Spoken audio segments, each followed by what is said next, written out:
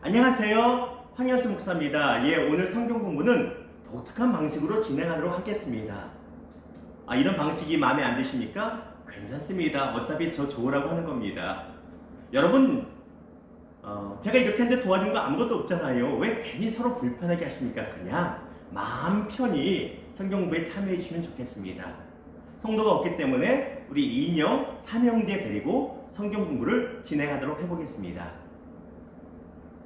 그래도 이건 좀 아니지요. 제대로 다시 시작하도록 하겠습니다. 잠시 후 돌아오겠습니다. 안녕하세요. 반갑습니다. 주님의 이름으로 축복합니다. 황현수 목사입니다. 오늘 주일 성경 공부는 영상으로 이렇게 여러분 같이 만나도록 하겠습니다. 우리 창세기 성경 공부가 벌써 27번째 시간입니다. 오늘 같이 보실 본문은 여러분 교환에 나온 것처럼 창세기 30장 25절부터 43절까지 또한 31장 일부를 가지고 우리 같이 주의 마음을 같이 나눴으면 좋겠습니다. 여러분 교환 보시면 오늘 제목이 무엇입니까? 또 아래 이렇게 화면으로도 제목이 나오지요. 무엇입니까? 같이 있습니다. 시작. 약한 자를 지키시는 공의의 하나님. 약한 자를 지키시고 보호하시는 정의롭고 공의로우신 하나님의 성품에 대해서 우리 같이 은혜를 나누고 또 힘을 얻기를 원합니다. 최근 새로운 부동산 정책이 발표가 되었습니다. 이로 인해서 전국이 막 들끓고 시끄럽습니다. 모든 나라의 정책에는 장단점이 분명히 있습니다. 그러나 저는 잘 모릅니다만 이번 정책으로 인해서 적지 않은 사회적 불만이 쏟아지는 것도 사실입니다. 돈이 없는 사람은 계속 못 사란 말이냐 이런 이야기가 나오지요. 우리가 사는 세상의 정황이 이러하다 보니 하나님의 자녀들이 성도들 또한 재산이 부족한 것에 대해서 집이 없고 재산이 없는 것에 대해서 불안하기도 하고 또한 충분한 자산이 은행에 있지 않고 부동산을 갖지 못한 것으로 인해서 미래에 대한 심각한 염려에 빠지기도 한다는 것입니다. 그러나 우리는 이런 것들로 인하여 깊은 염려를 할 필요가 없다고 성경은 분명히 말합니다. 두 가지 이유가 있습니다. 하나는 우리 하나님께서 우리의 모든 필요를 이미 알고 계시기 때문이고 또 다른 하나는 하나님께서 약한 자를 지키시는 공의의 하나님이 되시기 때문에 염려하지 말라고 우리에게 말씀하시는 것입니다. 물론 하나님께서 주신 물질은 귀한 것이고 이것을 지혜롭게 증식시키는 지혜도 우리에게 있어야 됩니다. 그러나 우리의 현재의 삶과 미래의 삶의 안정감과 평안함이 우리 수중에 있는 어떤 물질에 있지 않고 공의의 하나님께 있다는 것, 이 사실을 기억하시기를 주님의 이름으로 축복합니다. 자, 예레미야 23장 6절이 이렇게 말합니다. 그의 날에 유다는 구원을 받겠고 이스라엘은 평안히 살 것이며 그의 이름은 여호와 우리의 공이라 일컬음을 받으리라. 하나님의 이름 중 하나는 바로 여호와 치드케노라고 하는 이름입니다. 우리가 여호와 샬롬 알고 여호와 니시 알고 여호와 라파 알지 않습니까? 생소하지만 여호와 치드케노, 그의 이름은 우리의 공이라. 여기서 나온 말입니다. 다시 말하면 공의의 하나님이 하나님의 또 다른 이름입니다. 자, 오늘 본문의 배경을 우리가 먼저 살펴보도록 하겠습니다. 이삭에게는 쌍둥이 아들 2명 있었습니다. 당연히 쌍둥이 2명이지요. 누구와 누구? 에서와 야곱입니다. 맞추셨습니까? 잘하셨습니다. 자, 두 번째. 그런데 동생인 야곱은 아버지 이삭과 형 에서를 속이고 무엇을 받아냅니까? 맏형이 받을 수 있는 장자권의 축복을 뺏어내게 됩니다. 가로채게 됩니다. 그 후 야곱은 분기탱천한 형 에서를 피해서 외삼촌 라반에게로 멀리 도망가서 살게 됩니다. 하지만 야곱은 그곳에서 레와 라헬이라는 두 아내를 얻고 가정을 꾸리게 되지만 20년이 넘도록 제대로 된 품삯, 월급도 받지 못하고 노예처럼 살고 있는 실존입니다. 이에 야곱은 이제 고향으로 그만 돌아가기를 원하고 외삼촌 라반을 찾아가 그간 일했던 품삯을 구하게 됩니다. 이것이 우리가 오늘 성경 공부하는 전체적인 내용의 배경이 되겠습니다. 자, 우리 구절별로 좀 살펴보도록 하겠습니다. 먼저 30장입니다. 여러분 영상이지만 제가 읽고 여러분이 또 같이 읽고 때로는 같이 읽으면서 또 교독했으면 좋겠습니다. 제가 먼저 읽습니다. 25절입니다. 라헬이 요셉을 낳을 때 야곱이 라반에게 이르되 나를 보내어 내 고향 나의 땅으로 가게 하시되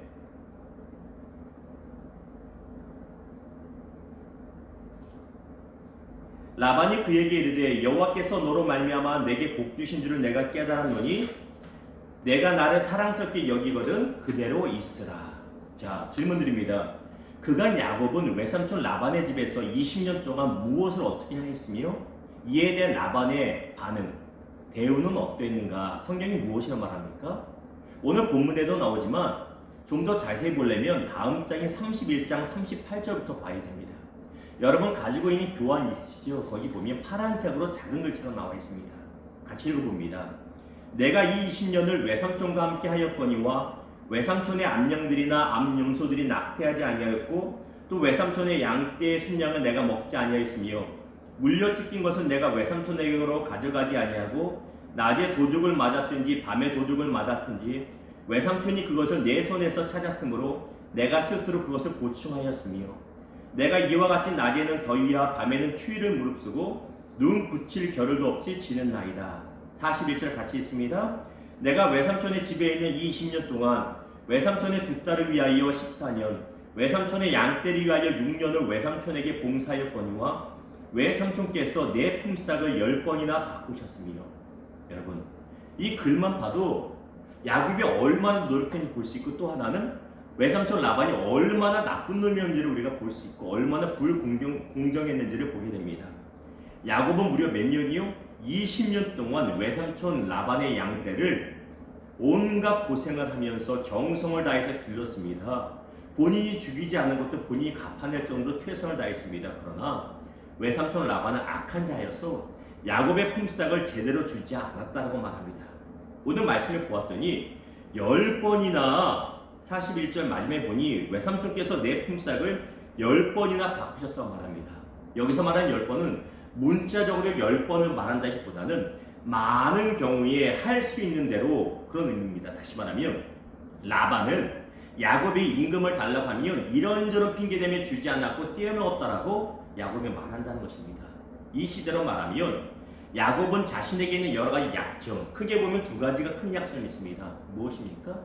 아버지 이삭과 형 에서를 속이고 장자권을 가로채고 도망갔다는 것을 외삼촌 라반이 합니다. 그에 대한 약점. 야, 야곱 말 안 들으면 너 형 에서 불러다가 확 죽게 한다. 이런 약점.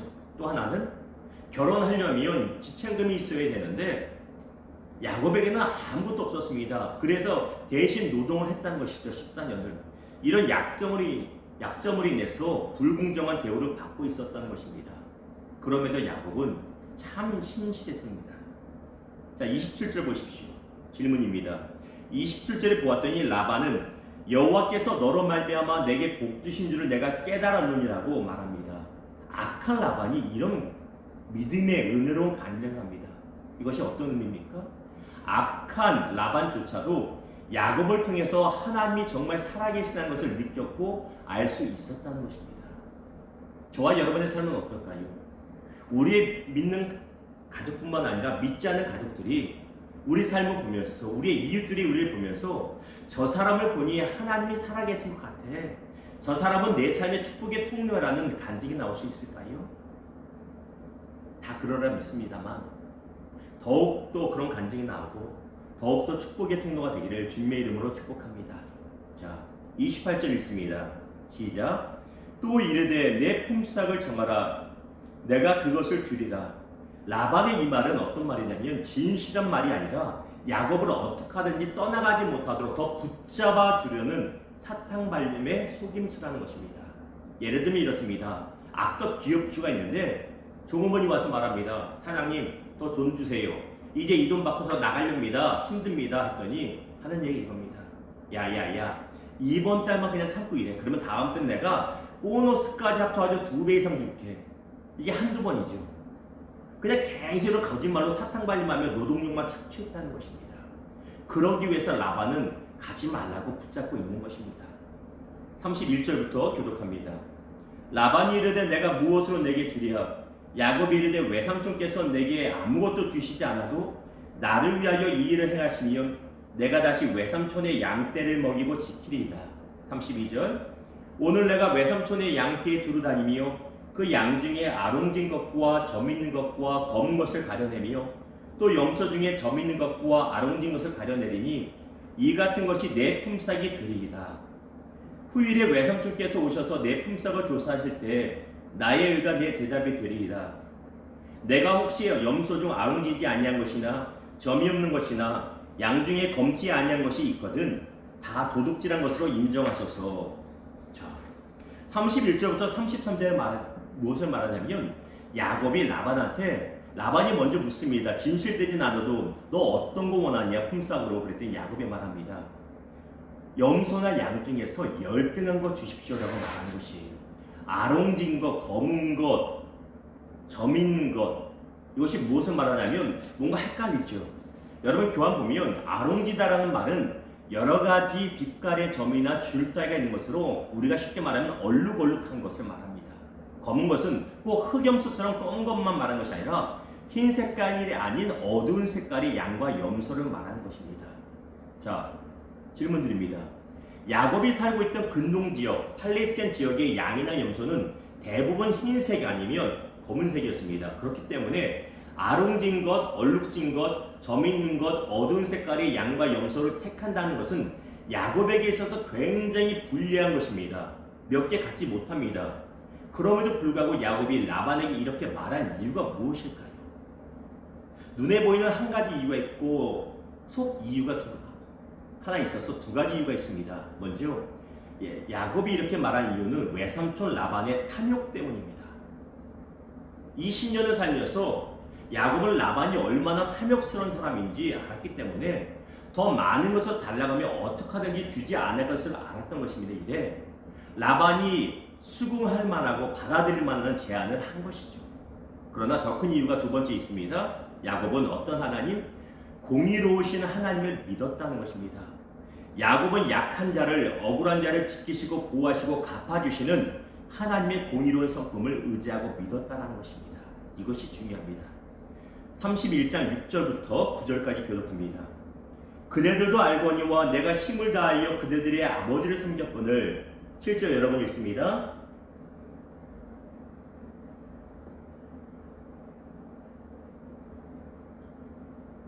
(8절입니다) 그가 이르기를 점 있는 것이 내 삭이 되리라 하면 온 양떼가 낳은 것이 점 있는 것이요 또 얼룩무늬 있는 것이 내 삭이 되리라 하면 온 양떼가 낳은 것이 얼룩무늬 있는 것이니. 9절 같이 있습니다. 하나님이 이같이 그대들의 아버지의 가축을 빼앗아 내게 주셨느니라. 다시 9절 읽어볼까요? 하나님이 이같이 그대들의 아버지의 가축을 빼앗아 내게 주셨느니라. 얼마나 놀란 말인지 모릅니다. 분명히 외삼촌 라반의 악한 성품으로 인하여 열등한 것만 선택했음에도 불구하고 하나님께서 어떻게 하셨다고요? 하나님께서 공의로우시기 때문에 악한 라반의 것을 뺏어서 야곱에게 부욕해 축복하셨다는 것입니다. 이것이 하나님의 공의로우심입니다. 자, 그런데 33절에 보면 야곱이 이렇게 말합니다. 나의 의가 내 대답이 되리이다라고 자신있게 말합니다. 이것이 어떤 의미일까요? 이 말은 야곱이 지난 20년 동안에 악한 라반의 진실함과 충성됨으로 섬겼음을 누가? 공의로우신 하나님께서 증명해 주실 거라는 믿음입니다. 나의 의가, 내가 하나님 보시기에 사람 보시기에 의롭고 정직하고 진실하게 한 것을, 신실하게 살았던 것을 공의로우신 하나님이 증명해 주실 것입니다. 이런 믿음의 자신감이라는 것입니다. 이 믿음의 자신감이 있는 인생 되기를 주님의 이름으로 축복합니다. 자, 34절과 36절입니다. 라반이 이르되 내가 내 말대로 하리라 하고 그날에 그가 순 염소 중 얼룩무늬 있는 것과 점 있는 것을 가리고 암 염소 중 흰 바탕에 아롱진 것과 점 있는 것을 가리고 양 중에 검은 것들을 가리어 자기 아들들의 손에 맡기고 자기와 야곱의 사이를 사흘길이 뜨게 하였고 야곱은 라반의 남은 양떼를 치니라. 자, 야곱이 열등한 것들만 내가 걷겠습니다. 기형적으로 태어나는 것들만, 적게 태어나는 것들만, 평균적으로 그런 것들만 내가 갖겠습니다 했더니 라반이 어떤 반응을 보입니까? 솔깃해가지고 냉큼 받아들입니다. 하지만 라반이 어떤 사람이요? 그는 악한 자고 교활하고 자기만 아는 사람입니다. 그러다 보니 자신의 사위이자 신실했던 야곱에게 행여나 염소나 양이 하나라도 더 갈까봐, 세상이 얼마나 악합니까? 자신의 사위라고 하는 말은 자신의 두 딸의 남편이기도 합니다. 그런데 하나 더 주는 게 아니라 하나라도 덜 주려고 꾀를 써서 그 동물들을 분리시킵니다. 아롱지고 점있고 이런 것들을 분리시켜서 다른 것들과 분리시키고 그 야곱의 몫이 되는 그 암양과 암염소들을 누가 치게 합니까? 야곱이 데리고 가면 혹시라도 무슨 짓을 할까봐 자기 아들들의 손에 맡겨서 양과 염소를 치게 하고 그것도 모자라서 3일길이나 떨어져서 양을 치게 합니다. 원천적으로 야곱이 복받고 부자 되는 것을 막겠다는 것. 야곱에게 하나도 더 주기 싫다라는 악한 마음을 보여주고 있다는 것입니다. 그런데 어떻게 될까요? 보십시오. 37절입니다. 야곱이 버드나무와 살구나무와 신풍나무의 푸른 가지를 가져다가 그것들의 껍질을 벗겨 흰 무늬를 내고 그 껍질 벗긴 가지를 양떼가 와서 먹는 개천의 물구 위에 세워 양떼를 향하게 하며 그때가 물을 먹으러 올 때의 새끼를 베니 가지 앞에서 양 새끼를 뱀으로 얼룩얼룩한 것과 점이 있고 아롱진 것을 낳은지라. 여러분 40절 있습니다. 시작.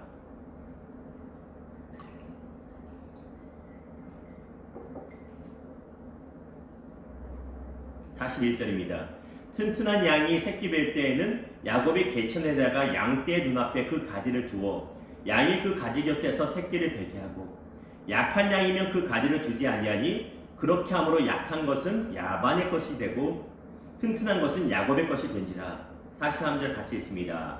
이에 그 사람이 매우 번창하여 양떼와 노비와 낙타와 나귀가 많았더라. 자, 먼저 신풍나무라는 것은 어떤 나무냐면 단풍나무 있고 여러분 플라타노스라고 나무 있지 않습니까? 그것을 말합니다. 야곱은 라반과 헤어진 후에 나뭇가지의 껍질을 벗깁니다. 이렇게 나뭇가지의 껍질을 벗기면 얼룩얼룩해지지 않습니까? 껍질을 벗기면 하얀 것도 나오고 껍질에 있는 그 검은색이나 갈색도 있어서 얼룩얼룩해집니다.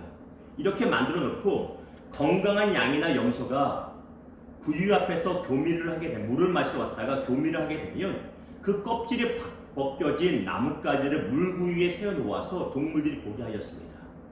이와는 반대로 건강하지 않은 암양이나 염소가 와서 물을 마시고 교미를 할 때 나뭇가지를 그때는 세워두지 않습니다. 그런데 이 기가 막히고 이상한 방법에도 하나님께서는 건강한 양과 염소들이 야곱이 묵힌 아롱지고 점있고 어두운 색깔의 새끼들을 낳게 하셨다는 것입니다. 좀 더 자세히 봅니다. 창세기 31장 10절에서 12절입니다. 그 양떼가 새끼 뵐 때 내가 꿈에 눈을 들어보니 양떼를 탄 순양은 다 얼룩무늬 있는 것과 점 있는 것과 아롱진 것이었더라. 꿈에 하나님의 사자가 내게 말씀하시기를 야곱아 이로 내가 대답하기를 여기 있나이다 하니 이르시되 내 눈을 들어보라 양떼를 딴 순양은 다 얼룩무늬 있는 것 점 있는 것과 아롱진 것이니라. 라반이 내게 행한 모든 것을 내가 보았노라. 라반이 너한테 행한 악한 거 내가 보았다라고 하나님 말씀하십니다. 언제? 꿈에. 나뭇가지를 깎아서 양과 염소에게 보이는 것은 과학적입니까? 아닙니다. 전혀 비과학적이고 신앙적인 것 같지도 않고 오히려 미신적입니다. 그럼에도 불구하고 어떤 하나님? 공의로우신 하나님은 라반이 야곱에게 행한 모든 억울한 일을 보고 계셨고 이제 야곱의 방식대로 야곱에게 풍성하게 축복하시기로 꿈에 나타나 약속해 주신다는 것입니다. 분명히 미신적이고 같고 말도 안 되는 것 같은데 그 모든 것을 뛰어넘는 무엇? 하나님의 은혜가 임해서 야곱에게 공의로우심으로 갚아주신다는 것입니다. 자, 이것이 31장입니다. 야곱은 이를 통해서 부자가 되었습니다. 하나님의 은혜, 공의로우신 하나님의 돌보심입니다. 그런데 31장의 배경은 이렇습니다. 야곱이 부유해지자 외삼촌 라반과 그의 아들들이 야곱을 미워하고 속마음으로는 저거 죽이고 다 뺏을 거라는 생각도 하게 됩니다. 근데 사람은요, 얼굴 표정에 다 나타나고 또 그것을 얼굴 표정에 보는 사람도 느끼지 않습니까? 야곱이 어느 날부터 본인이 부자가 되자 외삼촌과 그의 아들들이 본인을 향해 이 살기가 도는 것을 느꼈습니다. 이에 두 아내를 불러놓고 우리 도망가야겠다. 그동안 내가 이렇게 고생했는데 당신 아버지가 이렇게 악하게 하지 않았냐. 그러나 하나님이 갚아주셨다. 이제 우리 식구들 모든 가축 데리고 고향으로 돌아가자라고 말하고 도망가게 됩니다. 하지만 이 소식을 들은 라반 일행이 얼마나 길을 쓰고 따라왔는지 야곱이 도망간 것이 3일 전에 도망갔는데 막 따라와서 7일 만에 도합 열흘 만에 야곱 일행은 붙잡히게 됩니다. 자, 그런데 놀라운 일이 벌어집니다. 19절입니다. 그때 라반이 양털을 깎으러 갔으므로 라헬은 그의 아버지의 드라빔을 도둑질하고, 자, 도망가기 바로 직전의 일입니다. 언제 도망가냐면 외삼촌 라반과 그의 아들들이 양떼 양을 깎으려고 먼 곳으로 갔을 때 그 틈을 타서 도망간 것인데, 도망할 때 세상에 야곱의 사랑하는 둘째 아내 라헬이 무슨 짓을 하냐면 열심으로 작정기도 금식기도 하고 도망간 것이 아니라 자신의 집 아버지가 섬기는 드라빔이라고 하는 사람 모양의 우상을 가지고 도망간 것입니다. 드라빔이 궁금하시죠? 이쪽에 보면 화면에 나올 것입니다. 보이시죠? 많이 착한 사람은 보이고 마음이 삐뚤어진 사람은 안 보일 거예요. 아마 모두가 보이리라 저는 믿습니다만, 드라빔은 사람 형상의 우상으로서 일종의 가정의 수호신입니다. 우리 옛날 집에 보면 성주신이라고 해서 집을 지키는 성주단지가 있지 않았습니까? 그런 것처럼 가정의 수호신이었습니다. 근데 라헬이 이걸 가지고 도망갑니다. 왜? 라헬은 아직 온전한 신앙인은 아니었기에 아버지의 우상을 훔쳐나오는 어이없는 행동을 한 것입니다. 이거 훔치면 왠지 우리 인생이 잘 될 것 같거든요. 그래서 가지고 나온 겁니다. 신앙생활하면서도 여전히 허물있고 부족한 모습이 라헬에게 있었고 또 저와 여러분에게도 여전히 있다는 것을 보여줍니다. 29절 봅니다. 너를 해할 만한 능력이 내 손에 있으나 너희 아버지의 하나님이 어젯밤에 내게 말씀하시기를 너는 삼가 야곱에게 선악간에 말하지 말라 하셨느니라. 야곱이 몰래 도망간 것과 무엇보다 가정의 드라빔 수호신을 가지고 도망간 것으로 인해 라반이 얼마나 화가는지 모릅니다. 그리고 따라와서 야곱을 죽이고자 합니다. 그런데 그 전날 밤에 하나님께서 라반의 꿈에 나타나서 라반을 책망하시고 야곱에게 털끝 하나 손끝 하나 대지 말라고 엄히 경고하셨다는 것입니다. 얼마나 좋은 하나님인지 모릅니다. 35절 보십시오. 라헬이 그의 아버지에게 이르되 마침 생리가 있어 일어나서 영접할 수 없으니 내 주는 노하지 마소서 하니라. 라반이 그 드라빔을 두루 찾다가 찾아내지 못한지라. 라반이 야곱에게 와서 어젯밤에 하나님이 나에게 너 건드리지 말라 해서 못 건드린다. 그러나 내 드라빔, 우리 집안의 수호신 우상은 내놔라. 야곱이 펄쩍 뜁니다. 진짜 야곱은 몰랐습니다. 라헬이 훔친 것을.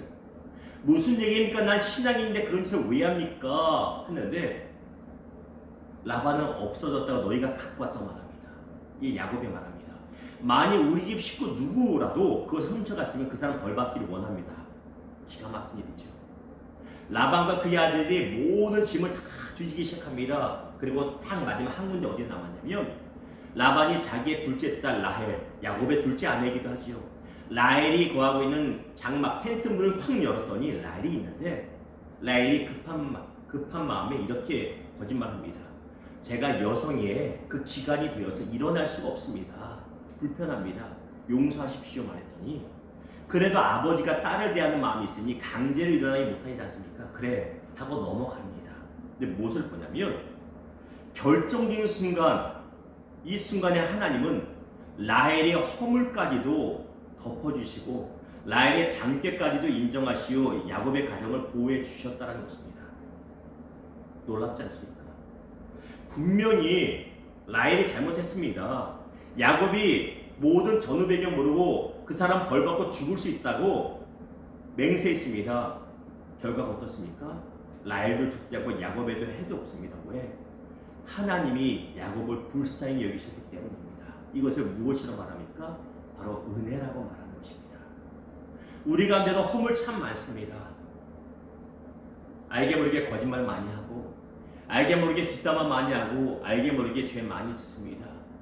그러면 하나님의 은혜가 우리를 떠나지 않는 것은 우리가 잘나서가 아니라 우리를 돌보시는 공의로우신 하나님의 은혜라는 사실입니다.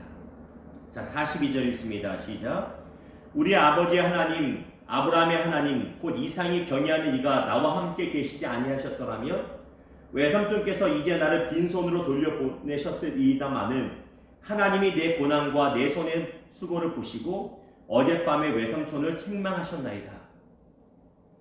아내 라헬이 드라빔이라는 것을 훔친 것을 야곱은 전혀 알지 못했습니다.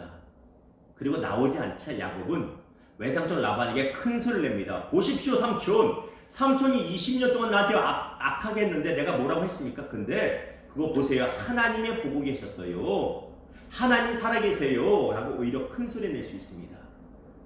분명히 허물이 있습니다. 야곱에게도 라헬에게도 있습니다. 그러나 공의로우신 하나님은 악한 자 앞에서 당신의 자녀들의 얼굴을 세워주시는 너무나 좋은 하나님이 되신다는 것입니다. 이 은혜가 우리 가운데 있기를 주님의 이름으로 축원합니다. 시편 23편 5절 봅니다. 주께서 내 원수의 목전에서 내게 상을 차려주시고 기름을 내 머리에 부으셨으니 내 잔이 넘치나이다.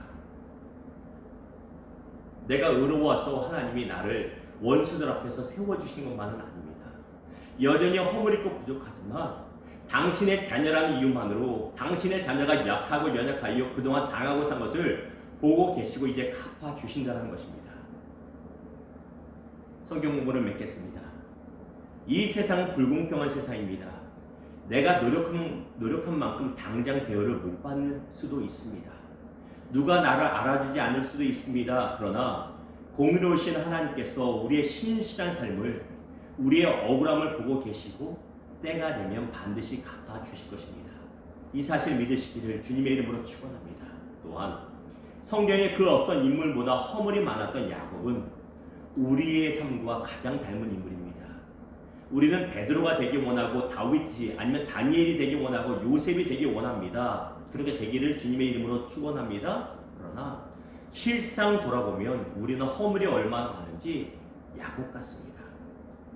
우리 또한 하나님을 믿으면서도 여전히 허물과 죄 가운데 살아갑니다. 그럼에도 하나님은 당신의 자녀를 악한 자들 앞에서 세워주신 너무나 좋으신 하나님이 되신다는 것입니다. 그것이 우리의 위로와 힘이 됩니다. 사랑하는 성도 여러분, 하나님은 공의로우신 분이십니다. 그 공의로움이 우리가 잘못 생각하면 율법적인 공의로움이라서 무조건 무자르듯이 벌 주고 하는 하나님, 이것을 말하는 것이 아닙니다. 하나님의 공의로움은 악한 세상에서 당신의 자녀들을 돌보시는 그 공의로움이 되십니다. 이 하나님의 공의로우심을 의지하고 또 힘있게 살아가기를 위로받으시기를 주님의 이름으로 축원합니다. 기도하겠습니다. 아버지 하나님 감사합니다. 공의로우신 하나님에 대해서 같이 오늘 말씀을 나누었습니다. 야곱의 삶을 보면 죄와 허물이 많았지만 그럼에도 불구하고 그 죄와 허물을 뛰어넘고 덮으시는 하나님의 공의와 사랑과 은혜가 얼마나 큰지 너무나 놀랍습니다. 이 은혜를 기대하며 나아갑니다. 우리 삶에도 하나님의 은혜가 덮으셔서 하나님의 공의로우심이 우리를 인도하셔서 우리의 억울하고 상한 마음을 반드시 갚아주시고 인도하시고 믿습니다. 이 하나님 바라보고 끝까지 신실하게 달려가겠습니다. 억울한 상황에서도 끝까지 충성되겠습니다. 주의 인도하심을, 주의 역사심을 믿습니다. 일주일을 주 앞에 의탁하며 거룩하신 예수님의 이름으로 감사하며 축복하며 기도드립니다. 안녕하세요. 황영수 목사입니다. 오늘 창세기 성경 공부 27강 시작하겠습니다. 오늘 뭔가 독특하지요? 이상한 짓을 목사님이 하신다. 여러분, 꼭 이게 정해진 틀에 할 필요가 있습니까? 이 새로운 시대, 새로운 모습의 성경 공부, 우리 영상 시대, 유튜브 시대 아닙니까? 뭔가 저도 먹고 살아야 되지 않겠습니까? 그런 건 아니고요. 오늘 사람이 없기 때문에 우리 2형 3형제 데리고 성경 공부를 진행하도록 하겠습니다. 그래도 이건 좀 아닌 것 같습니다. 잠시 기다리시면 정상적인 상태로 다시 시작하겠습니다. 잠시만 기다리십시오.